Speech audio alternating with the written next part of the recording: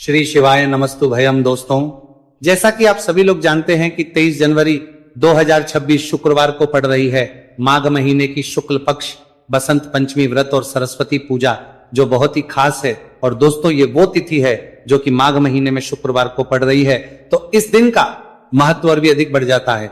पूज्य गुरु जी ने कहा है कि अगर कभी भी मौका लग जाए और माघ महीने की बसंत पंचमी व्रत शुक्रवार को पड़ जाए तो इस दिन आपको 11 गेहूं के दाने वाला उपाय जरूर करना चाहिए, क्योंकि ऐसा संयोग बहुत ही कम आता है। और दोस्तों, इसी दिन किया जाने वाला पंडित जी द्वारा बताया गया 11 गेहूं के दाने वाला उपाय आप लोगों को जरूर करना चाहिए। और अगर आप लोगों ने इस उपाय को नहीं किया है या किसी कारणवश नहीं कर पाए हो तो बसंत पंचमी के दिन इस उपाय से मत चूकना। दोस्तों देखिए, ये दिन इतना खास होता है, इतना महत्वपूर्ण होता है। देखा गया है कभी कभी बड़े बड़े पूजा पाठ अनुष्ठान से जो मनोकामना पूर्ण नहीं होती है, वो माघ महीने के शुक्रवार के दिन एक छोटे से करने से ही आपकी मनोकामना पूर्ण हो जाती है। और बहुत सारे लोगों ने इस उपाय को किया भी है और उनको इस सारे उपाय को करने का फल भी जरूर मिला है।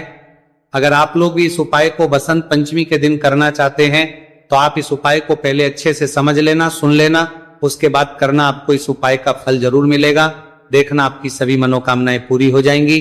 दोस्तों, हम आपको यहां पर बता दें कि ये जो गेहूं के दाने वाला उपाय, ये उपाय पंडित जी ने अपनी अभी की शिव महापुराण की कथा में ही बताया है। और इस उपाय को करने से आपके घर में चाहे किसी भी प्रकार की दुख और समस्या क्यों ना चल रही हो, आपको उसका कारण भी नहीं पता है कि भाई ये समस्या किस कारण से चल रही है। उसका कुछ भी कारण हो सकता है, जैसे पितृदोष हो सकता है, काल सर्प दोष हो सकता है, या किसी भी तरह का मंगल दोष भी हो सकता है, और भी बहुत तरह के दोष होते हैं, कुछ भी हो सकता है। पर आपको इसको करने के लिए अपने दोष को पता लगाने की भी जरूरत नहीं है। आपके घर में किस कारण से इतनी दुहक और परेशानी आ रही है, वो भी आपको पता लगाने की जरूरत नहीं है। बस शुक्रवार के दिन इस उपाय को कर लेना, क्योंकि इसी एकमात्र उपाय को करने से आपके पूरे घर परिवार में सुख और शांति हो जाएगी। आपके घर में अच्छे अच्छे काम होने लगेंगे। आपकी जो भी मनोकामना होगी वो भी धीरे धीरे करके पूर्ण होना शुरू हो जाएंगी। अब हम समझते हैं इस गेहूं के दाने वाले उपाय को आपको करना कैसे है, किसको करना है, किस समय करना है और कैसे करना है। देखो, उपाय बिल्कुल आसान है, बस समझने वाली बात है। ध्यान से समझिए, उसके बाद ही आप लोग जो है इस उपाय को जरूर कीजिएगा। लेकिन उससे पहले जो भी मेरे भाई, मेरी प्यारी बहनें आज चैनल पर पहली बार आए हैं या मेरी आवाज आज पहली बार सुन रहे हैं, अगर आप भी महादेव के सच्चे भक्त हैं तो वीडियो को और चैनल को सब्सक्राइब जरूर कर लें और कमेंट बॉक्स में लिखें हर हर महादेव, जय भोलेनाथ। अब सबसे पहली चीज हम लोग ये समझते हैं कि इस 11 गेहूं के दाने वाले उपाय को इस शुक्रवार के दिन किसको करना है। तो देखिए, इस उपाय को घर के सभी सदस्यों को करने की बिल्कुल भी जरूरत नहीं है। घर में से कोई एक मुख्य बड़ा सदस्य ही इस उपाय को करेगा तो उस घर परिवार के सभी सदस्यों को इस उपाय को करने का फल मिल जाएगा। पर वो बड़ा सदस्य कौन होगा, कौन व्यक्ति इस उपाय को करेगा, तो यहां पर देखिए हम आपको बता दें, घर की बड़ी माताएं बहनें होंगी। घर की बड़ी माताओं बहनों में से कोई भी एक माता बहन इस वाले उपाय को कर सकती है।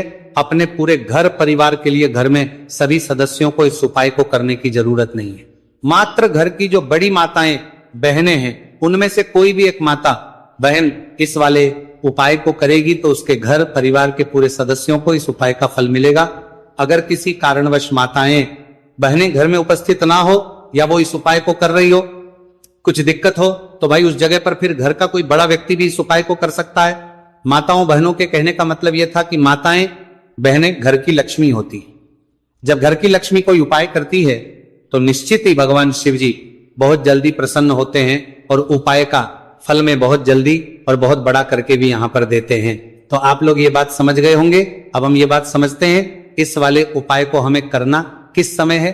इस 11 गेहूं के दाने वाले उपाय को हमें इस शुक्रवार बसंत पंचमी के दिन करना किस समय।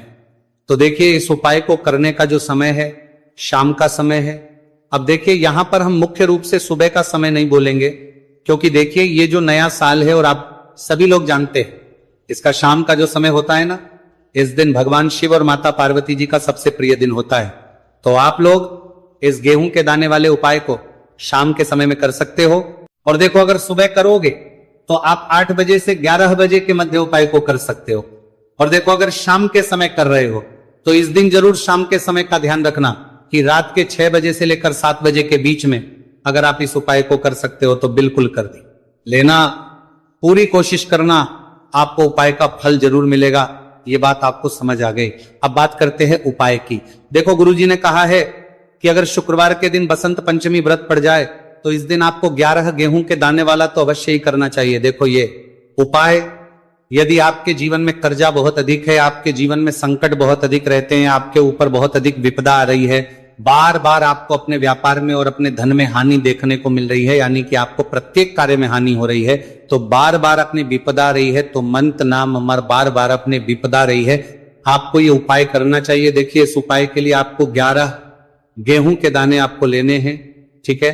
11 लेने के बाद में आपको जरूरत होगी चावल के दानों की, 11 चावल के दाने और 11 गेहूं के दाने, और चावल के दाने खंडित नहीं होने चाहिए। अब आप कहोगे भैया गेहूं कहां से लेने हैं? देखो आपको किसी भी किराना स्टोर पे गेहूं के दाने मिल जाएंगे, जाके ले लेना, ठीक है ना। 11 गेहूं 11 चावल के दाने लेने हैं। साथ ही साथ आपको एक तांबे का लोटा लेना है और उस तांबे के लोटे में आपको जल भरना है। जल आपका खुद के घर का होना चाहिए, मंदिर का नहीं होगा। अब आप ये सब सामग्री लेकर पहुंच जाओगे महादेव के शिवलिंग के पास में। शाम के टाइम पे प्रदोष काल में देखो, जब आप ये उपाय कर रहे हो तो अपना फेस रखना उत्तर दिशा, नॉर्थ डायरेक्शन की तरफ। अब यहां पे जो मैं आपको क्रम बताने जा रहा हूं ना, उस मेरे क्रम को बहुत ध्यान से सुनिए। महादेव को अगर कोई सबसे प्रिय है ना, तो उनकी सबसे छोटी पुत्री जिनका नाम है माता अशोक सुंदरी, जो आपके पास में चावल के 11 दाने हैं ना, चावल के 11 दानों को माता अशोक सुंदरी के स्थान पर आपको अपना नाम और गोत्र बोलते हुए समर्पित कर देने हैं, है ना। चावल के दानों को रखने के बाद में जो आपके पास में तांबे का लोटा है ना, उस तांबे के लोटे को कहीं पे भी हम जल नहीं चढ़ेंगे, सिर्फ और सिर्फ माता पार्वती का जो हस्तकमल आपको दिख रहा है यहीं पे गोल गोल आपको समर्पित करना है, उसी जल को, और कहीं नहीं। ना तो माता अशोक सुंदरी के स्थान पर, ना तो के ऊपर, सिर्फ आपको यहाँ पे गोल गोल जलाधारी पर आपको उस जल को समर्पित करना है। अब आपके पास में बचे हुए हैं 11 गेहूं के दाने और बचे हैं, उन्हीं 11 गेहूं के दाने को आपको अपनी मनोकामना, अपने विशेष कहते हुए महादेव के शिवलिंग के ऊपर अगर आप बसंत पंचमी के दिन प्रदोष काल में समर्पित कर देते हैं तो आपकी जो भी मनोकामनाएं होंगी, जो भी विश होंगी, महादेव पूरी जरूर करते हैं। अन्न समर्पण करने से, उस खासकर गेहूं को समर्पण करने से हमारी इच्छाएं पूरी होती हैं। और अगर वो दिन बसंत पंचमी का दिन हो तब तो इससे सुंदर संयोग कुछ भी नहीं हो सकता आपकी इच्छाओं को पूरा करने के लिए। बहुत स्पेशल, बहुत प्यारा सा उपाय आप सभी को जरूर करना है। ध्यान में रखिएगा, ये उपाय प्रदोष काल में करना है। देखो गुरुजी ने कहा है भगवान शिव के शिवलिंग पर 33 कोटि देवी देवताओं का वास होता है। अगर हम लिंग के सामने कुछ भी उपाय करते हैं तो हमारे सभी देवी देवता हमसे खुश हो जाते हैं। ये उपाय आपको अवश्य करना है।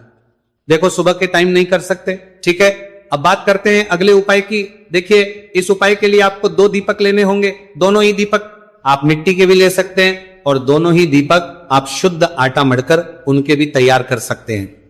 अब दोस्तों दोनों ही दीपक के अंदर आपको शुद्ध घी का प्रयोग करना होगा और एक दीपक अंदर आपको गोल रुई की बाती का प्रयोग करना होगा और एक दीपक के अंदर आपको लंबी बाती का प्रयोग करना होगा। लंबी बाती वाले दीपक के अंदर आप मौली वाला जो धागा आता है कलावा का, उसकी बाती का प्रयोग भी आप लंबी बाती वाले दीपक के अंदर कर सकते हैं। देखिए 2 दीपक वाला ये चमत्कारी उपाय केवल शुक्रवार की रात्रि में ही किया जाता है, इसीलिए आपको इस उपाय को बहुत ही ध्यान से समझना। इसी के साथ में आपको एक चुटकी काले तिल के दाने लेना है और इसी के साथ में आपको मात्र एक चुटकी हल्दी भी लेनी होगी। अब दोस्तों ये सभी सामग्री लेकर के आपको रात्रि के समय पहुंच जाना है अपने घर में। जहां कहीं भी तुलसी जी का पौधा, तुलसी माता का निवास स्थान है, वहां पर देखिए दोस्तों सबसे पहले तो आपके पास जो एक गोल बाती का दीपक, उसे आपको तुलसी जी के वहां पर प्रज्वलित करना है। दीपक को प्रज्वलित करते समय आपको ओम नमो भगवते वासुदेवा या इस मंत्र का 11 बार जाप कर लेना है। अब देखिए दोस्तों, आप जो एक चुटकी काले तिल के दाने लेकर के आए हैं उन्हें आपको अपने सीधे हाथ में रखना है और जो आपने गोल बाती वाला दीपक प्रज्वलित किया है माता तुलसी जी के वहां पर, उसके ऊपर से आपको इन एक चुटकी काले तिल को घड़ी की दिशा में घुमाना है। आपको अपना नाम और अपनी गोत्र को बोल देना है और फिर आपको इन काले तिल को उससे जलते हुए दीपक के अंदर डाल देने हैं। देखिए काले तिल भगवान विष्णु के पसीने से उत्पन्न हुए हैं, और जब हम यह दीपक रात्रि में प्रज्वलित करते हैं तो इससे हमें हमारे कर्ज में राहत मिलती है, हमारे जीवन में धन प्राप्ति के नए नए मार्ग खुलते हैं, हमारा अगर कोई भी कार्य रुका हुआ है तो वह भी परिपूर्ण होता है। देखिए, गोलबाती का जो दीपक है, विशेषकर हम माता तुलसी के वहां पर भगवान विष्णु और माता लक्ष्मी के निमित्त प्रज्वलित कर रहे हैं। इस प्रकार से आपको ये दीपक प्रज्वलित कर देना है। अब जो आपके लंबी बाती का दीपक है, एक चुटकी हल्दी है, तो इससे आपको लेकर के पहुंचना है अपने घर के मंदिर में। आपके घर के मंदिर में माता लक्ष्मी की जो भी प्रतिमा ही मूर्ति है, उनके सामने सबसे पहले तो आपको ये लंबी बाती का दीपक रखना है। फिर आपको दीपक को प्रज्वलित कर देना है। दीपक को प्रज्वलित करते समय आपको महालक्ष्मी इस मंत्र का जाप करते रहना है। अब दोस्तों, आपके पास जो एक छुटकी हल्दी है, उसे आपको अपने सीधे हाथ में रखना है, और इस एक छुटकी हल्दी को आपको उस दीपक के ऊपर से 11 बार घड़ी की दिशा में घुमाना है, और आपको महालक्ष्मी नमः मंत्र का जाप करते रहना है, और इस एक छुटकी हल्दी को आपको उसे दीपक के अंदर डाल देना है। देखिए, एक चुटकी हल्दी वाला जो दीपक है आपके जीवन से दुर्भाग्य को समाप्त करता है, माता लक्ष्मी की आपको कृपा प्राप्त करवाएगा, धन प्राप्ति के आपके जीवन में नए मार्ग बनाएगा। देखो, अगला उपाय है वो भी बहुत ज्यादा खास है। तीनों उपाय को आप जरूर सुनना, क्योंकि जो आपको अच्छा लगे वो उपाय आप कर सकते हैं। देखिए, इस उपाय के लिए आपको 2 हरी इलायची लेनी होगी। हरी इलायची आपको साबुत लेनी है, खंडित नहीं होनी चाहिए। और इसी के साथ में आपको मात्र थोड़ा शहद लेना है। शहद आपको मात्र आधा चम्मच या फिर उससे भी कम ले लेना है। और इसी के साथ में आपको एक दीपक ले। दीपक आप चाहे तो मिट्टी का भी ले सकते हैं, और आप चाहे तो शुद्ध आटा मढ़कर उसका दीपक भी आप तैयार कर सकते हैं। इस दीपक के अंदर आपको मौली का जो धागा आता है कलावा का, उसकी बाती का प्रयोग करना होगा। यानी कि इस दीपक के अंदर आपको लाल रंग की बाती का प्रयोग करना होगा, और इस दीपक के अंदर आपको शुद्ध घी का प्रयोग करना होगा। अब ये सारी सामग्री लेकर के आपको अपने घर में जो भी मंदिर है वहां पर पहुंच जाना है, और आपको मां लक्ष्मी के किसी भी स्वरूप के सामने बैठ जाना है। अगर माता लक्ष्मी की फोटो है, माता लक्ष्मी की प्रतिमा है, तो उनके सामने आपको बैठ जाना है। अगर माता पार्वती की प्रतिमा है तो उनके सामने आपको बैठ जाना है। यानी कि किसी भी माता के स्वरूप के सामने आपको बैठ जाना है। अब देखिए, सबसे पहले तो आपको माता रानी के सामने से चावल की ढेरी बना देनी है, यानी कि सी अक्षत के दाने आपको माता रानी के सामने रखना है। उसके बाद आप एक दीपक लेकर के गए हैं, उस दीपक को आपको उन्हीं चावल के दानों के ऊपर रख देना है, और फिर इस दीपक को आपको माता रानी के सामने प्रज्वलित कर देना है। देखिए, इस दीपक को प्रज्वलित करते समय आपको लक्ष्मी नम इस मंत्र का लगातार जाप करते रहना है। दीपक को प्रज्वलित करने के बाद आप जो 2 हरी इलायची लेकर के गए हैं, उसमें से 1 हरी इलायची को तो आपको उसी दीपक के अंदर डाल देनी है, और वहीं पर आपको से कम 21 बार ओम महालक्ष्मी नमः इस मंत्र का जाप कर लेना है। अब आपके पास जो शहद है और 1 हरी इलायची है, उसे सीधे आपको लेकर के पहुंच जाना है भगवान शिव के मंदिर में। पूज्य गुरुजी ने बताया है कि यह उपाय आपको सिर्फ और सिर्फ शाम के समय ही करना होगा। शाम को जब भी सूर्यास्त का समय होता है तो उस समय आपको यह उपाय करना है। लेकिन सबसे पहले तो आपके पास जो 1 हरी इलायची है, उसे आपको उस शहद के अच्छे से डुबो देना है, यानी कि शहद का लेपन उसे हरी इलायची के ऊपर चारों तरफ आपको कर देना है। अब ये जो शहद से युक्त हरी इलायची है, इससे आपको भगवान शिव के शिवलिंग पर अर्पित कर देनी है, और आपको वो श्री शिवाय नमस्तुभयम इस मंत्र का लगातार जाप करते रहना है। फिर इसके बाद आपको एक लोटा जल भी अपने साथ लेकर के जाना है, तो ये एक लोटा जल भी आपको धीरे धीरे शिवलिंग पर समर्पित कर देना है, और आपको इस मंत्र का जाप करते रहना है। फिर इसके बाद आपको अपने घर आ जाना है। इस प्रकार से आपको ये उपाय कर लेना है। तो चलिए दोस्तों, जान लेते हैं गुरुजी द्वारा बताए गए दूसरे उपाय के बारे में। देखिए, इस उपाय के लिए आपको लेना है 11 चावल के दाने। गुरुजी ने कहा है चावल के दाने खंडित नहीं लेने हैं, बिल्कुल साबित होने चाहिए। उसके साथ में आपको लेना है एक बेलपत्र। बेलपत्र का भी नियम है, अगर आपके पास बेलपत्र नहीं है तो आप शिवलिंग से उठाकर उसको पुनः शुद्ध जल से धोकर इस्तेमाल कर सकते हैं। इस प्रकार आपको बेलपत्र लेना है। इसके बाद आपको एक लोटा जल लेना है।